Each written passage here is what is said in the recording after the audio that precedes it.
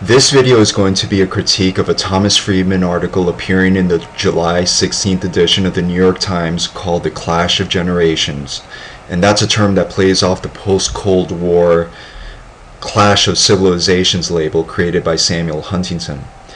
Now, in this article, Friedman focuses on two interrelated factors to explain the political economy of the Western world: the quote-unquote clash in policy we are seeing manifest in protests in Greece and in other parts of Europe, and in the budget battles here in the US. Friedman claims that this budgetary and economic clash is rooted in a clash of generations, where the profligate and negligent baby boomers stuff themselves to the gills at the expense of generations to come. And then he says that this legacy of baby boomer profligacy is reflected in the debt problems we are having. Both of these explanations are exceedingly weak. First of all, the debt crisis we are seeing around the world right now is due to the biggest recession since the Great Depression and the popping of an artificial bubble stimulated by the irrational exuberance of Wall Street and other private actors, with the connivance of governments. Many of those involved in the deceit were 20-something and 30-something traders, like this guy, Fabrice Touret of Goldman Sachs, or Nicholas Leeson of Barings. He was back in the 1990s, but he was also a 20-something. The so-called quants that led the hedge funds and other shadow banking institutions, many of them were 30-something and 40-somethings. Now, I'm not saying that this was solely young people, but I would argue that it was more a question of greed, not age, that was the common denominator.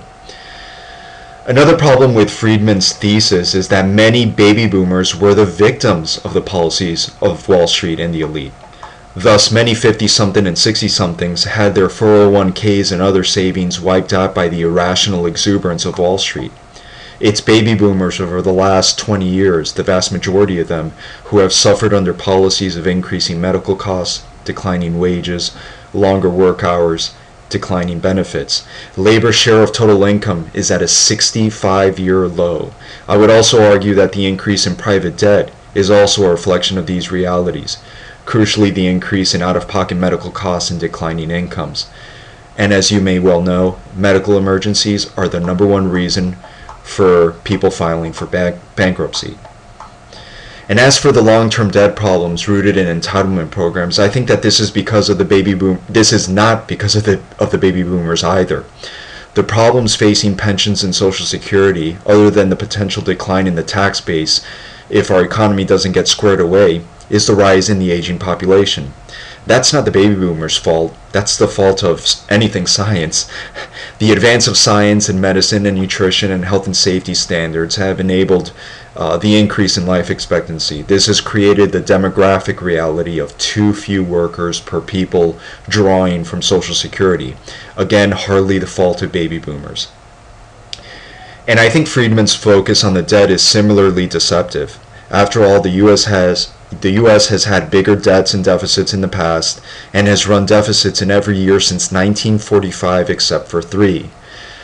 Nobody, certainly not I, or most people certainly, aren't complaining about the deficits and debts of the 40s, 50s, and 60s.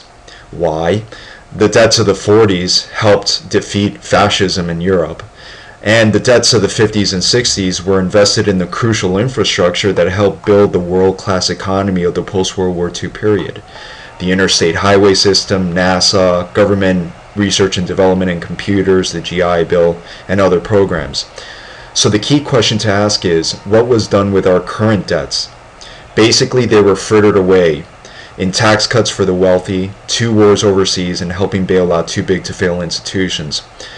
Well, as plenty of graphs like this one from the Center on Budget and Policy Priorities show, it's the legacy of policy proposals, very specific policies followed over the past 10 years, mainly by one party, the Republican Party, but certainly the Democrats participated, many of them did, which are creating this legacy of debt.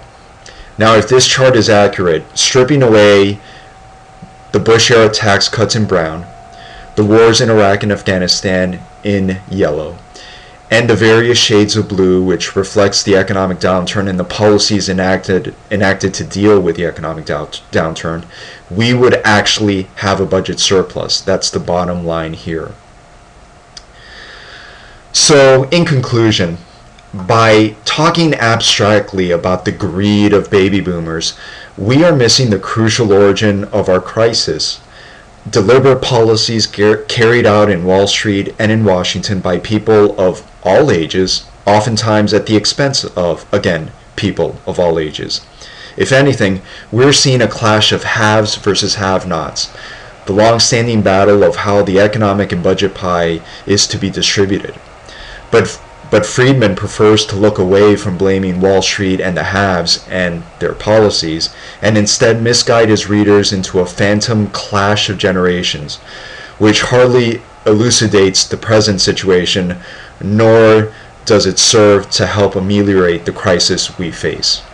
Thank you for watching.